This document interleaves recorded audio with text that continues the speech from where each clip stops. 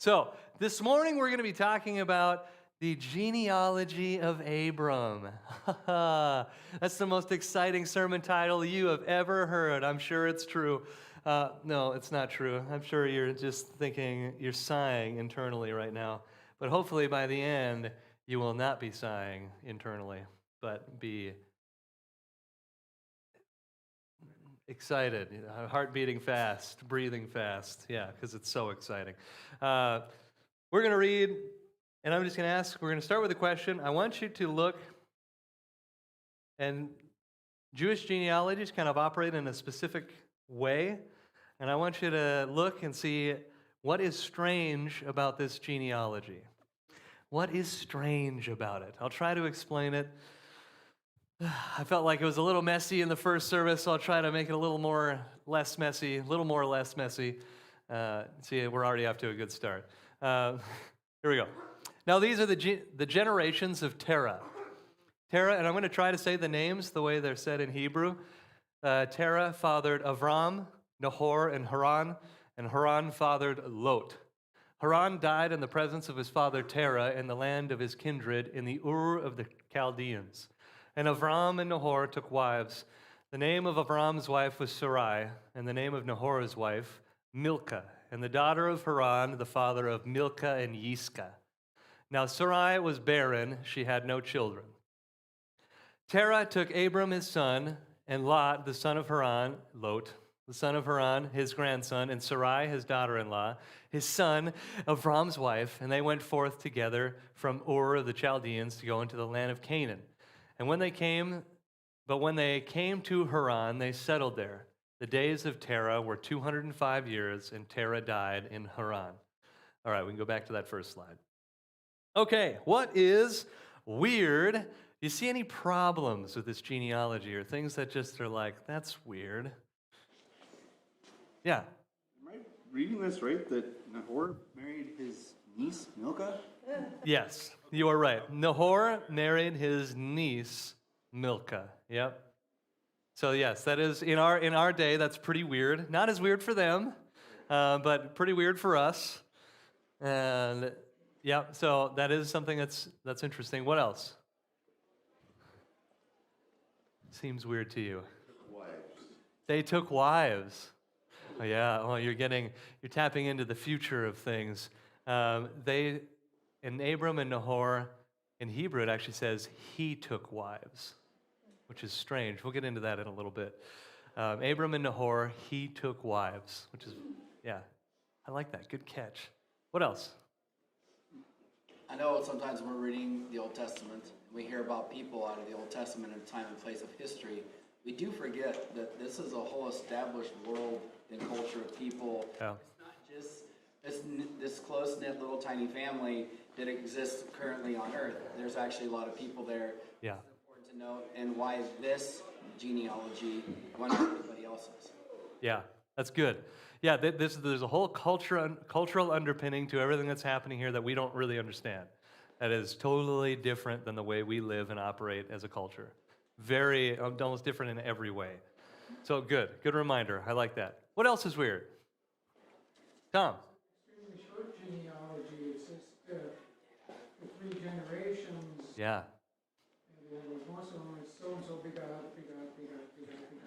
Yep. And we do see that previous to this, there is more of that, but yeah, this section is pretty short, right? This section of the genealogy is pretty short. Yeah, that's good. Which makes you think there's something to it. It's here for a reason. Yeah.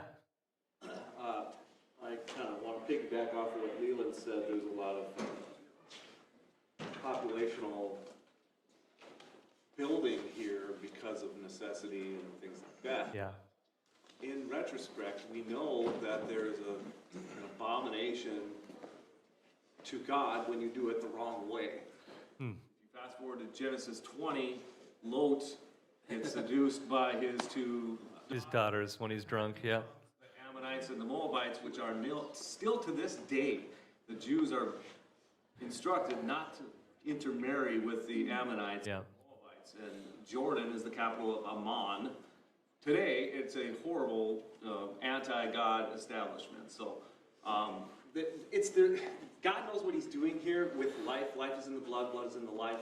So it's commingled into what he wants for his plan, which Yeah. is amazing to think about. Yeah. Yeah, he's definitely got a plan and a purpose in this. Yeah.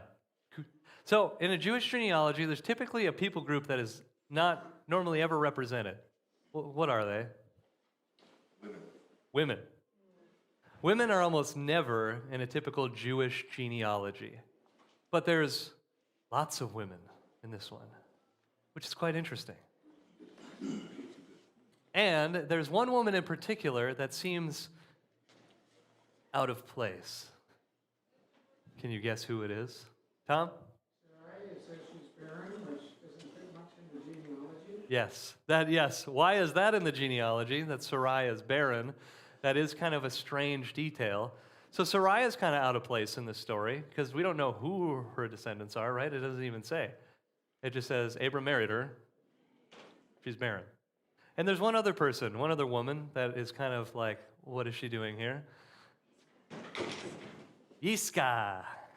Yiska with a Y. I don't know why, but Yiska. She's just this random mention, right? Milcah and the daughter of Haran, the father of Milcah and Yiska. And so she's just this random mention. What is she doing in here? It's kind of weird, this placement. And so here's the picture. I'm just going to go over it again. We've got Abram, Terah is the father, Abram, Nahor, Haran are brothers, right? And Haran dies when he's like 70-something, I think. He dies, and he's given birth to Milcah, Iscah, and Lot. And Abram and Nahor take wives, right? So do you have that picture? This will probably help you guys, a little bit, if you have a hard time tracking with what I'm saying. So this is the deal. This is the genealogy kind of as we know it. The purple line is married in, so he married his niece. And here we go. Here's kind of the weird thing. I've been doing a lot of studying this last week, and a typical Jewish understanding of this genealogy is that Yiska and Sarai are actually the same person. Yiska and Sarai potentially are the same person, which is kind of, did you say that's confusing? Yes, it is. It certainly is confusing. Milcah, if this might help you, Milcah, Milcah means queen. What does Sarai mean? Princess. Interesting, huh? And so, yeah, there's this weird thing. Abram marries Sarai, who could potentially be Yiska, because why else would Yiska be mentioned in the genealogy if she's not important? There's a few, go do some research. I'm not going to dig into all of it because it's kind of deep, but go do some research, dig into this. I feel like there's some good reasoning, but I'm going to still frame it tentatively, like this is possible. Yeah. Is there an explanation around how Sarah is listed as the half-sister? Yes. Yep, later on. Yeah, later on. This is solved from what I've read. If you don't remember, later on, he's talking to, who's he talking to? The king of Amalek. And he says that she is my half-sister. But it's different in the way, like we're reading it through our English translations, which sometimes miss out on the cultural implications, because he says that Sarai is my kindred, which can be, she could actually be talking about he could be talking about their grandfather. She's the daughter of my grandfather, because when you say father, it means like anybody past you. It can be your father, it can be your grandfather in their culture. It can go way up. And in Genesis 14:16, he calls Lot his brother as well. And so, which they just view kindredness differently back then. So if that helps you. I got two hands. Kathy. Okay, so I think that Milcah comes out to be an important person in Genesis 24 when Isaac needs a wife. And then go to the family, and so, Oh, yeah. Milcah, has children, and then this is where Rebecca comes in. Ah, I didn't make that connection. Interesting. Milcah has children, and this is where Rebecca comes in later down the line. Genesis 24. Sleeland. Sleeland is my name. Sleeland. So when I look at Nahor, is he not like the name of his grandfather? And so wouldn't he be in that cultural time be the chosen person that the father has chosen because having the same name as Terah's father?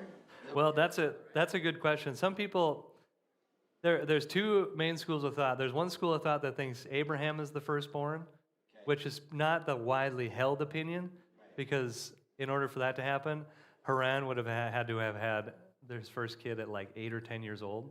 And so that's pretty young. I mean, it's just a little underage. But the other thought is that Abram is not the secondborn.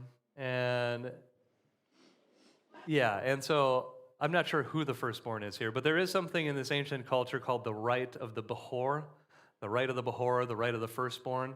The firstborn had double the inheritance of his siblings, and they had double the responsibility. And they also got first pick at like everything. And so, yeah, I'm not sure who the firstborn is, but it's probably not Abram. It could be Terah, or I mean Nahor. And to our Western thought too, I mean, I love genealogies because when I went to Bible college, I learned to love them. I have a hard time with them. But it's interesting how our Western culture, like, meh. But Yeah, Jewish culture, this is everything. yeah. This. Genealogies are so important. The reason we're digging into this is because next week we're going to do Genesis chapter 12, which is where Abram gets called. And the Jewish people have been asking this question for a long, long time. Why did God choose Abram? And they think it's right here. This is right in here is why God chose Abram. So we're going to get into the next part. What you said, Dean. Abram and Nahor, he took wives, is what it says in the Hebrew. And I was listening to a guy, if you want to listen to this lesson, it's by a guy named Rabbi David Foreman. You can find it on alephbeta.com. But he took wives. Rabbi David Foreman makes the case that this phrase here is used once before in Genesis.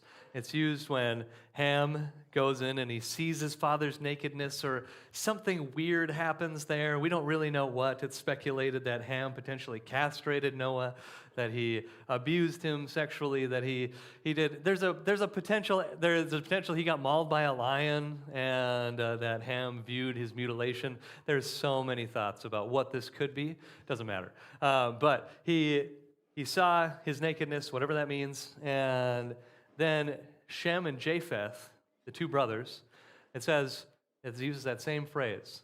Shem and Japheth, he took a robe and covered his father, and went and covered Noah. And so there's a strange precedence that's being set that when this happens, it's like when two brothers come together, they're of one mind and one heart, and they're going to do something out of an act of benevolence. They're going to do an act of benevolence that's going to help somebody else. And what Rabbi David Foreman was saying, culturally, if you're the person with the idea, you're the one who gets first pick, which is why Abram is mentioned first. It was his idea to take wives. In a patriarchal culture, a culture that's typically ruled by men, and their covering for the women is from the men, Haran dies, which means Milcah and Iscah, potentially Sarai, don't have what anymore? They don't have a covering. A covering, they don't have a financial covering. They don't have that patriarch that's going to provide for them, that's going to help them when they need it. And so there's an argument to be made here that Abram and Nahor, he took wives, is an expression saying they saw the need of Milcah and Iscah, and they decided to take them in and to marry them and to provide for them that patriarchal covering. And what's strange about this is that if it was Abram's idea, that means he has first pick of wife. And who does he pick? Sarah. What is it about Sarah that's strange? She's beautiful. Yes, we know that. It says it many times that she was beautiful. Yeah. Her name is Princess, not Queen. Yeah. And what else? Barren. She's barren. So, and I want to say here too that, I think I already said it, you know, there was nowhere in the text where we ever realized Sarai is barren. It's almost implied that she's barren because when you have your first period as a young lady in this ancient culture, you're eligible to be married. And so maybe something happened, she came of age, and that never happened. Because it says, if you do the math, and you look at a lot of like commentaries and stuff, they say Sarai would have been around 40 years old when she married. And so it's interesting, if Abram has first pick, based on this decision, he picks the barren woman. Yeah. But if she's never been married, how are they gonna know she's barren? Well, that's what I was saying. Maybe she never had her period. Maybe she just never came along. She never had it. There must have been something visible because there's never a point where they say, oh, and then we realized Sarai was barren. It just says it from the very beginning. She was barren. She had no child. And so that's kind of the unspoken, you know, kind of, yeah.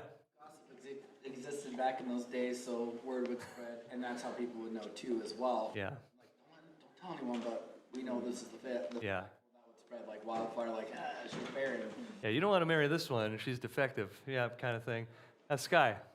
Doesn't it say later when she laughs that she's past her years? Yeah. I thought that assumed that had stopped, which would assume that it had been happening at some point. I don't know. Yeah. And she was past her years? Well, I think that was, yeah. Huh? Menopause. Yeah, that's what I would think as well. She had reached menopause. And They know that unless she was having her menstrual cycle and then it stopped. that's a good point. Intelligent question. That is an intelligent question. You're an intelligent person. You're screwing my whole thing up. So just stop. Well, that's good. That's good. It's good to ask critical questions of these things.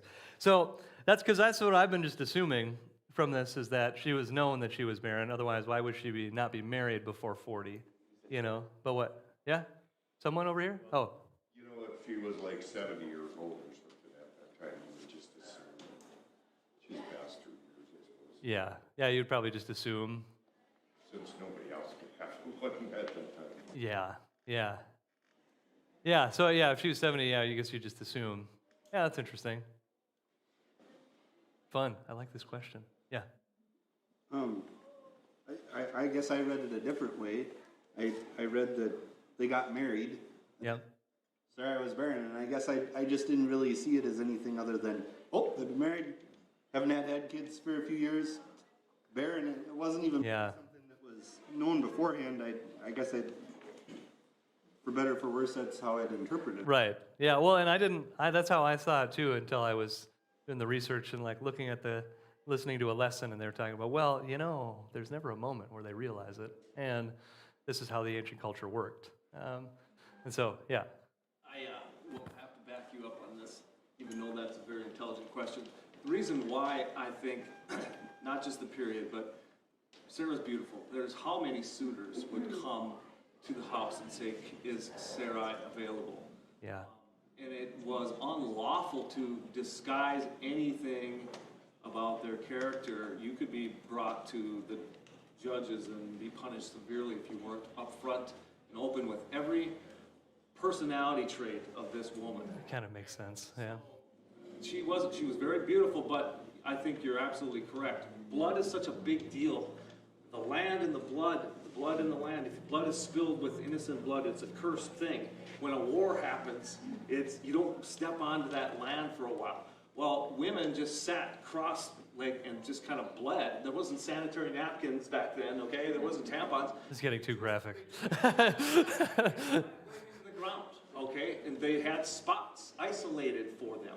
I can't remember the name for them. There was a name for them in the Jewish.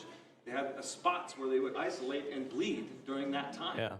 If Sarai was never there, she was clearly barren to everybody. So this is a well-known fact that Sarai was barren. All right. Well, we'll go with that. Do your own research. Yeah, Mom. Well, either way, Abram, when he chose, he made the unlikely choice that logically, like, I wouldn't, nobody should pick her, but he chose her for a reason, Yeah. and that he knew he was supposed to choose her. Yeah. So, yeah, getting back to my main point, let's just assume. We can all do our own research and we can have a nice debate later. So we'll just assume that she was known to be barren, and Abram, I wonder if he did it, Nahor was like, Nahor, you continue your line. Because if Abram is willingly taking a barren woman, he's effectively stopping what? His family line. His family line. Somebody said something else over here? Bloodline, legacy. Yeah, he's effectively choosing to put an end to his legacy. And also, they live in a polygamous culture. And when Sarai dies, he takes on like 3 more wives, which I think is really strange. That he's monogamous through like his whole marriage, and then he switches to polygamy when she dies. Weird. But anyways, Abram, if he chooses Sarai, I think it's pointing to something about Abram. What does this tell us about maybe who he is, assuming that he knew she was barren? Didn't matter. Didn't matter to him, right? Maybe it didn't matter to him. Maybe his name didn't matter to him. It didn't matter as far as the weight. It was more of what she was on the inside. It was not the Yeah. physical aspect. It was what she was. He saw what was inside her, not so much of her physical attributes. Yeah, and we'll keep going. Sorry, we'll keep going. What else? What else does this tell us about Avram? I think it reflects God's character. It's exactly what God would do. He would take a situation that's destitute and on purpose bring life. Yeah. Yes. That's exactly. Yeah. That's great. Well said. He would. Yeah. The mumser. It's another word for bastard and outcast. And God is always taking those people and elevating them because then He gets the glory. Yeah, Lara. He was kind of putting himself last because he let his brother then take the wife that could produce a family line. Yeah. He's putting himself last, right? Putting Nahor above himself, potentially, letting him marry Milcah. I don't know whose hand up was. So, who was first? She was first? All right, Tom's got your back. Leah. I guess like the idea that like if Haran had already had like Lot, and like if like suppose Haran was the oldest, that the genealogy has already continued through him. So what purpose do I have now? Why should I have to have kids with the one who's the Yeah, that's a good point. Yeah, because Lot was the son of Haran. He was going to continue the family line, right? and the other son? Oh, that's a great point. That brings even more. God is still the one who like will be like the first son, like the first grandchild. Yeah. So he'll get all like. Well, that brings even more weight to the sacrificial nature of the marriage itself, all right? Because he didn't actually need to continue Haran's line. It was already continuing through Lot. So, good catch. Saved later, by the way, too. Huh? That's partly why Lot is saved later from Sodom. Probably to continue that line. That makes sense. Leland, Jr., I kind of feel the second, the third. What are you? The third, yes. In the Bible, there's a lot of things that aren't told back then, like Yeah, so there could have been a chance that it could have been like a calling from God too. yeah, He was like not so much speaking to him, but like giving him either signs or whatever. yeah. Uh, Sarai. right. So I feel like that it could be also that because Bible obviously, it's like if you had all of history in the whole Bible, that would be huge, right? Yeah, It doesn't have every little detail like that. So right. it could be some. And it wouldn't have every detail because the Bible, I think, is made in such a way that if it gave us, that's what I like about some of this cultural stuff and more of some of an Eastern perspective is that they're all about questions. And what I love about questions is questions make you continue searching. Answers make you just like, oh, I've arrived at the answer. Now I can move on. Questions are like, oh, what do I do with that? And I feel like the Bible is intentionally vague or very specific in its vagueness to make us be like, what is that about? Who's that? Why is she even mentioned here? Al. I think going back to the part about why he never married anybody else is that if you've ever had a spouse that has dealt with infertility of any kind, it's it's a hard thing, and for him to marry somebody else who then else have other children would just really break her heart. It just shows how much he really loved her. Be like, yeah, Put her through any of that torture, like with Hannah and Hannah and Penina. Yeah, yeah, that's what I was thinking of too. Yeah, yeah, because it would create a tension and a jealousy there that is unnecessary. That's interesting. So if we see that if all this is true, right, and this is speculation, this is coming out of a Jewish midrash, which is they tend to be pretty strange, anyways. But if all this is true, and Abram takes on Sarai, saying, "I don't care about my legacy. I don't care about making myself known." In the start of this chapter, what's the story at the start of this chapter? Do any of you remember? Tower of Babel. Tower of Babel. The Tower of Babel. We have a people who are gathered together making a tower to make what for themselves? A name for themselves. That's why they said they gathered. They were trying to reach the heavens and to make a name for themselves. And now we've got on the back side of this chapter, potentially we have a man who is saying, you know what? I don't care about my name. All I care about is helping this barren woman, marrying my niece, to help out this barren woman who's left without a patriarch. And I just think it's so fascinating. Yeah. Well, I was actually going to say that if he married Milcah and the other one married, Yiscah. and you said that it was Yiscah, then they both married a niece. Yeah, yeah. Yeah, they both married a niece. Very strange. Just stay away from uncles. Young ladies. Sorry. Just forget, just ignore, just pretend I did not say that. This is 5 generations, by the way. 5 generations. Abram was born 5 generations after Babel. After Babel. So there's 5 generations after Babel. Interesting. Okay. So after the spreading out. And there's also the point, too, that was there no other eligible women besides Sarai around? There had to have been other eligible women he could have married, even within his own family. And I just think this is interesting. But it all hinges on that, if they knew she was barren. Yeah.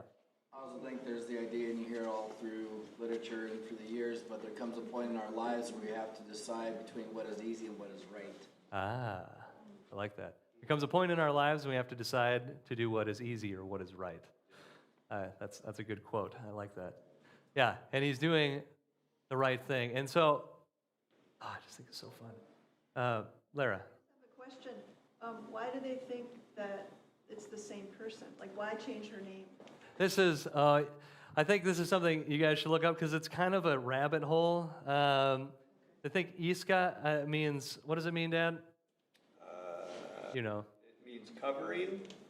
This is from Michael from the first service. It means Hebrew Mike, if you know him. or anointing from possible meaning either one from the root word. Covering or anointing. And there's also a thing to see or to be seen, is what I've read in a lot of them. And the Jews call Sarai one of the 7 prophetesses in the scripture. And they think that there was a point they think that she changed her own name from Yiscah, which means to be seen, just like her beauty. And she changed it to princess, or my princess. And then God changed it to like a broader term. And so there's this potential progression, and that's speculation, right? And I think one of their connections is that Milcah means queen, Sarai means princess, and potentially, there's, yeah. Is this another chiasm in scripture where the whole point of the rabbit hole is to find the treasure? There probably is a chiasm in here. If you don't know, chiasms are all over. It's in Genesis 1 through 11. Chiasms are Hebrew forms of poetry that go A, B, C, center, C, B, A, and they kind of fold in on each other. And Hebrews 1 through 11 is one giant chiasm, and everything in between is like all these tiny chiasms. The Hebrews 1 through 11 in Hebrews, in like actual Hebrew, is totally nuts. And I don't even know how it was written in such a way, but I'm sure there's a chiasm in here. I just don't know what it would be.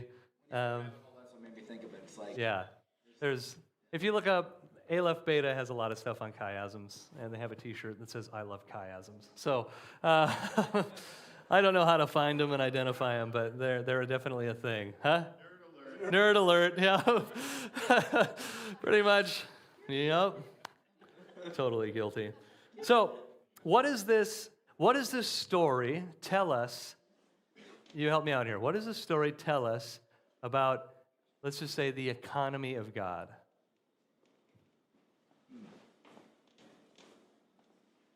And think about the overarching story. Abram right now doesn't know that he's going to one day have a child, but we know it, right? We know the story. He'll have a child, and he'll be the father of nations, and out of this one person will come all sorts of good things. What does this tell us about the economy of God? He was always the center. Huh? He had a plan in all of this. He had a plan in all this, right? That's good. With nothing and end up with something big. Yeah. Start with nothing and end up with something big. God can actually take 1 times 0 and make it something other than 0. Because, he made math. So He favors the dysfunctional. he favors the dysfunctional. That's good. What if this story isn't about Abram at all? Ethan, I think you were up next. God loves to take what we believe and completely flip it around for his glory. Yeah, God loves to take what we believe and flip it around for his glory. Everyone else looks at a hopeless situation. Abram probably says, well, this is it, this is it. But God is like, actually, I don't think so. And Mom. I look at, like the whole economy of God is like comparing Abraham to God or Jesus coming and being selfless. Yeah. Giving himself for Sarai to give her, almost like give her a purpose to connect and heal, just like God does with us. Yeah. So just like God, Abram takes on the barren, the broken, the empty, just like God does with us, right? And he makes something out of nothing. Yeah, Steve. He does the same thing with Lot. He lets him pick first where to go. Yeah. Oh, that's true. That is a character of Abram. He does that with Lot. Yeah, he says, you pick where you want to go, and I'll go the other way. That's good catch, nerd. Call me a nerd? No, he's the nerd. If you know Steve is a history nut, so he's definitely a nerd, and he owns a board game shop. Well, the word when you said God's economy got to me, because I've said this a few times. Yesterday I wrote a little post because I filled up my SUV, and it was 17 gallons, and it said $70. So I took a picture of it, put it on Facebook, and said, if gas goes up to be $10 a gallon, my God will still supply all my need. And we have to remember that we're not in our American economy. We're living by That's right. God's economy. That's right. Yep, that's good. Good reminder. I like that. And that's how he took, this barren woman, put 2 together, and it's like thousands and thousands of peoples and histories came from this economy of just 2 people. Yep. The 2 people that had no hope for a family. And if you think about, you reminded me of the, I just read last night in John with the feeding of the 5,000. It's like, if you feed them, where are we going to get all this? And Andrew says, well, there's a boy with some fish and some bread. And I was just thinking, like, if I'm Andrew, what am I thinking? Like, there's a boy with some fish and some bread, and there's 5,000 men, not including women and children here. So potentially 10, 15,000 people all gathered around. And I'm just like, well, there's a basket of some food. Like, but that feels like faith to me, right? You're just like, God, I know you can do something with this, just the littlest thing, right? I know you can make something really big out of something really small. So that's part of the economy of God. And I wonder if another part of the economy of God isn't that in order to get something, you've got to give it up. And some of you have heard me say this before. I've experienced this in my life so many times. Like the story of my Xbox, and I felt like the Lord told me to sell my Xbox because I was just really addicted. And I sold it, and a year later on that day, one of my buddies said, hey, I bought you an Xbox, and he just dropped off at my house. On the day the Lord told me, exactly a year, Somebody dropped off an Xbox at my house. And I didn't sell the Xbox so I could get another one. You know, that wasn't my motivation. I gave it up. And I think when you really truly give something up, God then says, I noticed that. And especially when you give it up for someone else or for him or whatever it is. So I think that economy, we don't sacrifice for the sake of gaining what we want, because I think God sees through that. But we sacrifice, and God can. And even if all we see, we don't see anything on the earth, right? And all we hear is well done. Like that's worth it. Okay. Good stuff. So, it's fun to speculate about this stuff, but we got to remember 1 Timothy says don't lose yourself in endless genealogies and mythologies, right? So this has also got to be about what we do about it. I can't just simply be speculation, because we can get caught up in this like, ooh, this is fun, you know? And so with this in mind, what can we learn from this story? God communicates with the heart of man instead of what we do on the outside of it. You were talking about God's economy, and all those things are brilliantly said by everybody, right? So we can summate that God is communicating directly with the heart of man, what you really do on the inside of you. He sees your motives. He sees your motives, he Yeah. inside of you. It's not just the works. This is why faith without works is dead. Yeah. Yeah, you've got to have works, but we know that we can't gain salvation through works, right? It says that salvation is through grace alone and not by works, that no one can boast, and that if it's ever about works, Paul says, then it is no longer grace. And so it is only grace, but there is something to be said about works. And I wonder, this story does remind me of someone else in the New Testament who got God's attention by what they did. You remember? There was somebody in the New Testament. I don't want to give it away. Yeah. Were the two mates that she gave? That's one. Yeah, with the widow with the 2 pennies or whatever. Yep. And Jesus said, out of everybody's wealth they gave, and out of this woman's poverty she gave all that she had, right? And Jesus took all his disciples and said, look at this woman who gave 2 pennies. And she gave everything she had. So, yeah, that got God's attention. What else? You have it on your arm there. Paul? Yeah. Paul. Well, Saul, God was paying attention to what Saul was doing. he was paying attention, and maybe not for a good reason at first.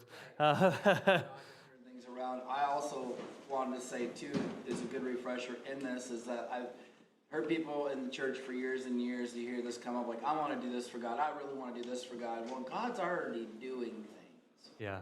So when we see what God does and how God does things, why don't you hop on board and do what God's already doing? I like that. As opposed to, I'm going to do this for God.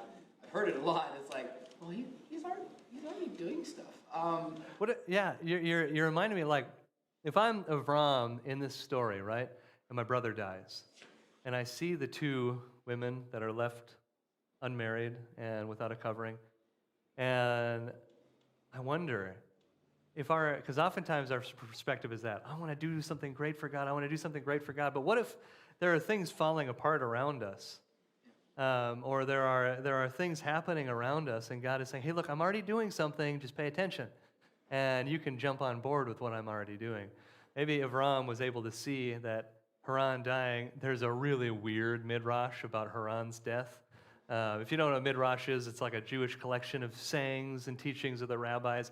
It is a ridiculously massive book that is very hard to read. But there's this really weird thing. And so I just wonder how often we miss it because we're looking so far ahead and we miss like what God is doing or all around us. Sky.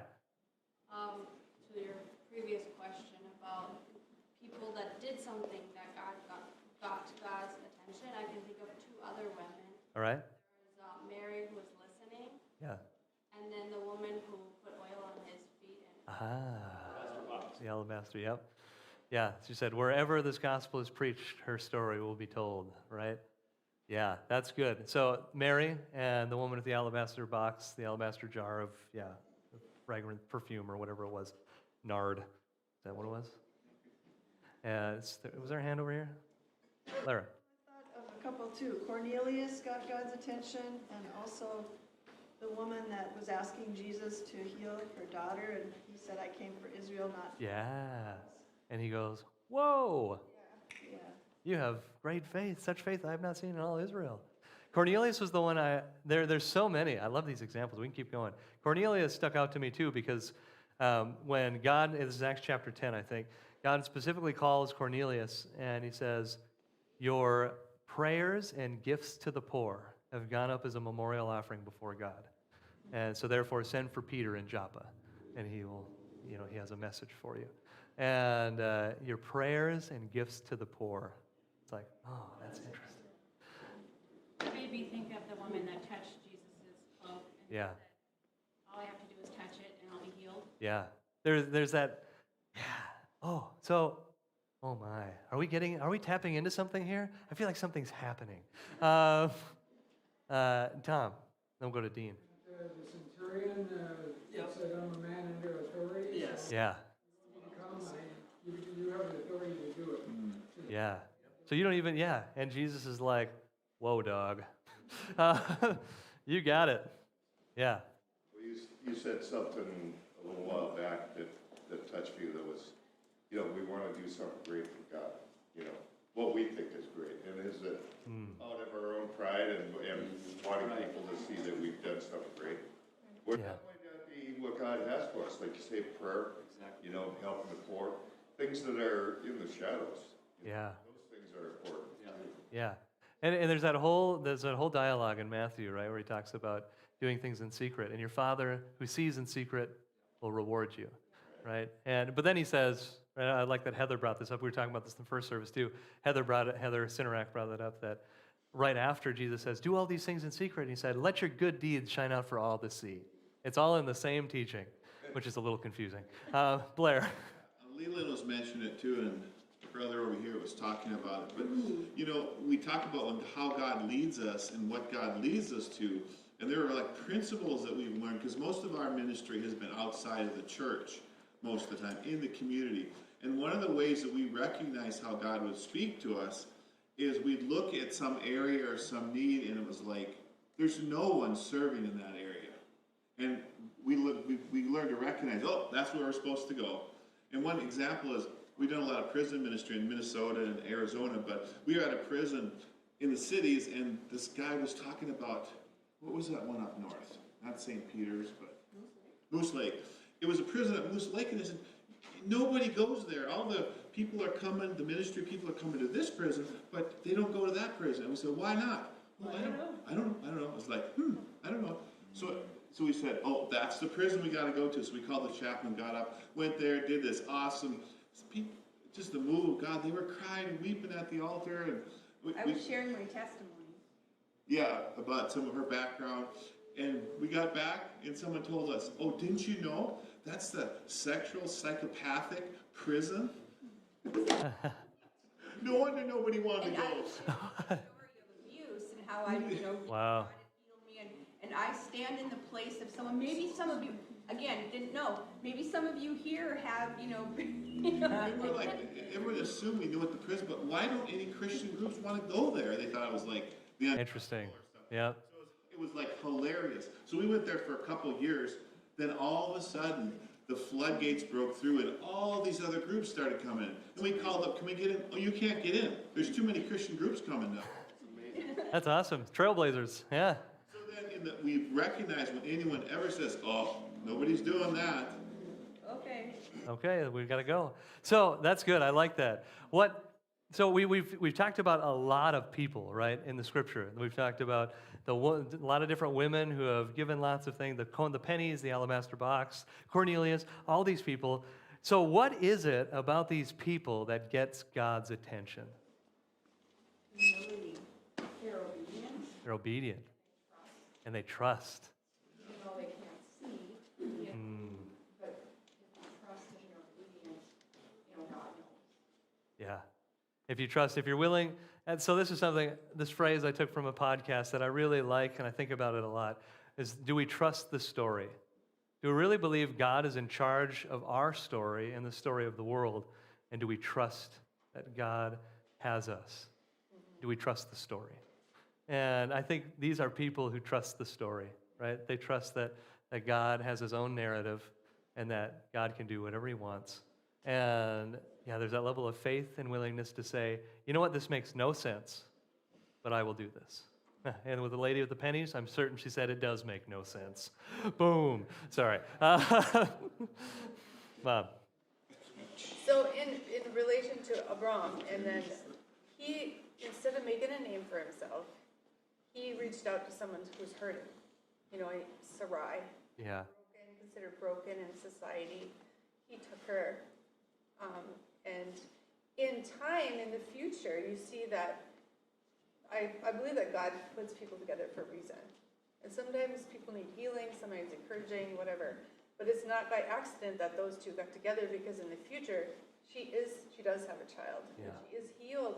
But Abram needed to be part of that piece in a broken part of her life. And so we need to be in people's lives who are broken, and vice versa. Yeah. And people we disagree with. And people, yeah. Yeah, we need to be in, just like Abraham was, in the life of someone who is broken, sacrificing on their behalf. Yeah, that's good. I like that. What else? What else do you think it is that gets God's attention with these stories and these people that we've shared about? Leland. I think people that are willing to live it. It's one thing to talk a great game. Oh, this is why I believe this is the profitable way to live, this is the way it is. But these are people that are living out their worship. Yeah. Not going, oh, so everyone can see me. They're just dedicated. They're devoted to what they're doing. The story I thought of, which isn't always the female examples, but I think of the Ethiopian, and where Philip actually, Yeah. it went like let's go. And Yeah. all the things that were going, he was ready. He's ready right there. Speaking of the outcasts and the Ethiopian eunuch, some good stuff there. Ethiopian eunuch, oh my gosh, we shouldn't even go here. The eunuch is somebody in Isaiah, or actually in the early, like the law. It says that the eunuch is not allowed to do what when it comes to the temple? Dad, you know this one, so I'll call on you if nobody else gets it. Not enter the courts. Not enter the courts, right? They're not allowed to enter the temple at all. Somebody who's got defect, or there's something along those lines. They're not allowed to enter at all. And oh man, we're just gonna go here for a second. Isaiah, I don't know my Bible well enough to figure out where Isaiah is. Holy moly, I really don't. Where are you, Isaiah? There it is. Testament. It's in the New Testament, thank you.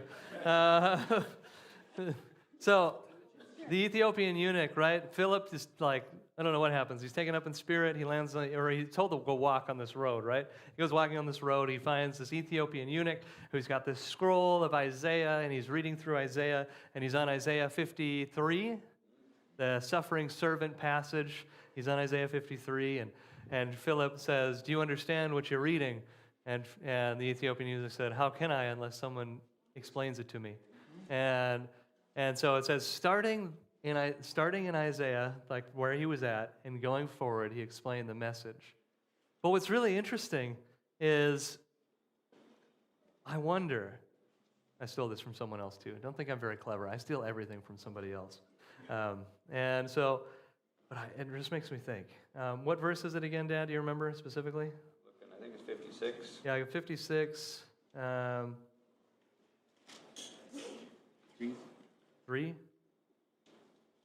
Yep, starts there. Yes, here we go. Yep, thank you. Isaiah 56, verse 3. So let's just imagine Philip in this carriage with this eunuch who is not allowed in the temple, who is not allowed to have this relationship with God like everyone else has been able to.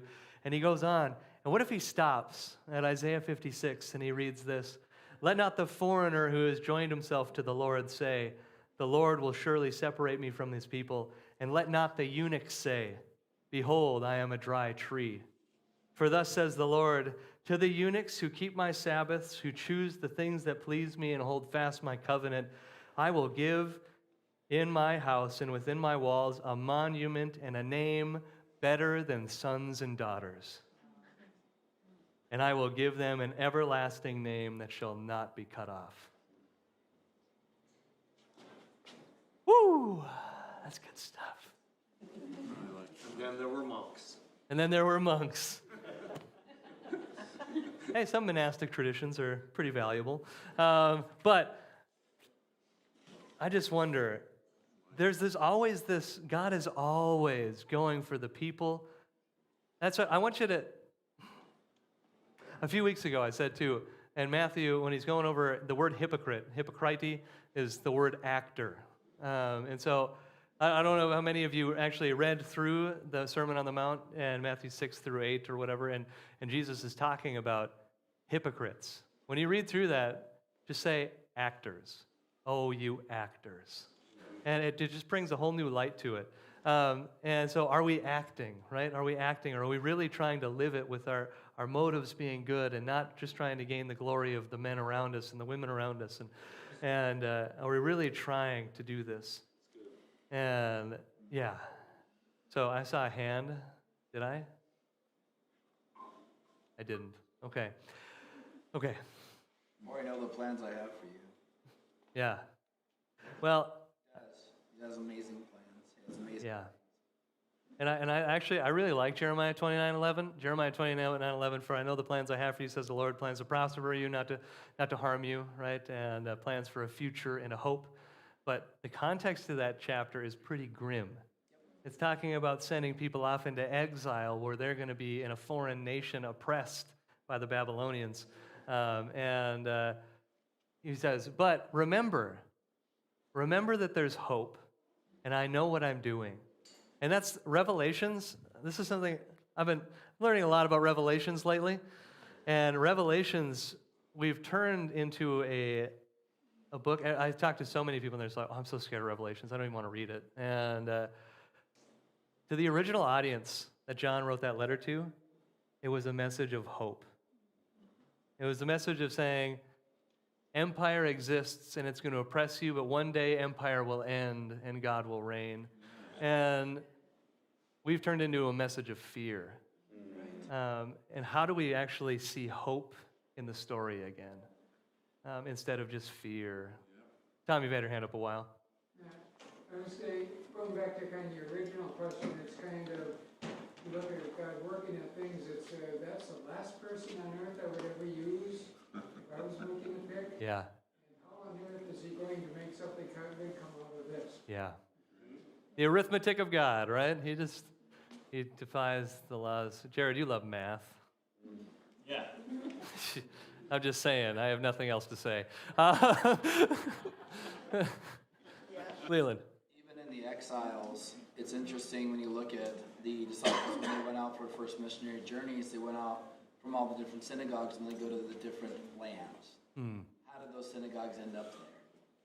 They were taken into exile. God had a plan and purpose. They actually started out from synagogues and they go and preach the gospel. They would always start, if there was a synagogue there available, to bring forth the things that are there. It's interesting how, God never intended for him to be an exclusive, but an inclusive. Yeah, absolutely. It wouldn't include. So exile happened. Yeah. Places where the message could spread, and eventually that was a place where they would start. Yeah. A lot of the time that's good. That's interesting. Well, that's when you read Matthew too. So when you read Matthew, maybe next time you read it, maybe you want to start reading it this week or something. When you read through Matthew, I think, was written to the outsider. It was written, if you look at the genealogy, you see it. It's written to the outsider. The people that should not be in that genealogy are in that genealogy. And it's written to the outsider. And I think one of the main messages of Matthew is to the religious people. And they would say, all you Pharisees and everybody, you think you're in the kingdom, but you're actually not. And the people you think are out of the kingdom actually are. And they're actually in it. And I wonder for us too, how do we avoid that Pharisaical mindset? I think sometimes to be a Pharisee can be a good thing. I kind of wish I was sometimes because they had the Bible memorized. That'd be sweet. But how do we keep that from just being this exclusive internal thing that is just toxic to those around us? How do we be passionate about the text, passionate about God, and not get into this huddle that is dangerous to everyone around him. But how do we say, hey, you're welcome. Hey, you're welcome to come in. That inclusivity. I feel like the Bible is the story of extreme inclusivity, bringing people in. I know we're scared of the word inclusive culturally, but I think that's what the story is. We're not supposed to just be lovers of the word, but also lovers of God. Yeah. I think a lot of times I've seen where people have had such a passion for Scripture, they block God right out of it, kick him right out of it. I'm so knowledgeable, I know so much. Yes. And almost like a ungodly Gnosticism of his own word that I've seen. And, you know, Isn't that weird? We can go off course in so many ways. It's kind of scary. maybe talk to him and maybe make it a two-way conversation and just Yeah. with him and then sit and wait and see what he has to say. Yeah. Same thing, saying you're knowledgeable about the Bible, but you're missing the whole point of it. Yes. Yep. What did he say that Jesus talking to the Pharisees, and he said, you go and you try to make a convert, and when you convert someone, you make them twice the son of hell that you are. And that's a pretty harsh thing to say, Jesus. Come on, man. I guess your question earlier reminded me of a quote that I heard, and it says, sometimes it is the people no one imagines anything of who do the things they don't imagine. Can you say that again, louder? Okay. Sometimes it is the people who no one imagines anything of who do the things that no one can imagine. That's a good quote. That kind of sums up the story, doesn't it? Maybe we should end there. Worship team, you can come up. Good ending. Well, and I wonder for our own lives, right? There's so much we can learn from this story. And I wonder for our own lives, how many of us view ourselves, right, as this person that is just like, God can't use me. I don't have anything to offer. But that's the people God loves to use. The people who think they have a lot to offer, I think, are actually less usable to God. And just to have that humility and that understanding, just to God, Paul said, I boast in my weakness, for in my weakness Christ's strength is made perfect. So maybe we can be a people that actually, instead of just trying to look good and to be really fancy and all this stuff, maybe we can actually just boast in our weakness and say, hey, I struggle with this. I got this issue. I've got these things in my life going on. And because I think that's part of the problem is when we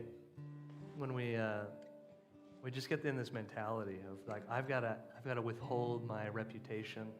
I've got to do this and I've got to do that. I got to look good.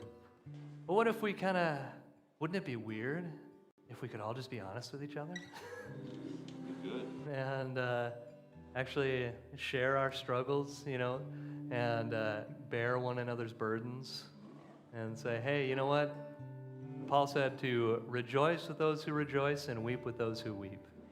And we come alongside and I don't know. I still think maybe within this church, if somebody asks, how are you? We give them a real answer. And we'll make it not weird. We can make it, out in your workplace, people they ask, how are you? And you're like, well, blah, blah, blah, blah, blah. They might think it's weird. But what if it was here that when we said, how are you? Somebody could say, I'm actually not doing very well. And then you say, what's going on? We can actually take time to help each other. And so maybe that's what we should do after the service, after the worship. We're going to spend a time in worship, and we'll figure out what we'll do. Maybe the Lord will say something to us in between. So, Cody, go ahead. Why don't we all stand together, and we'll spend a few minutes in worship.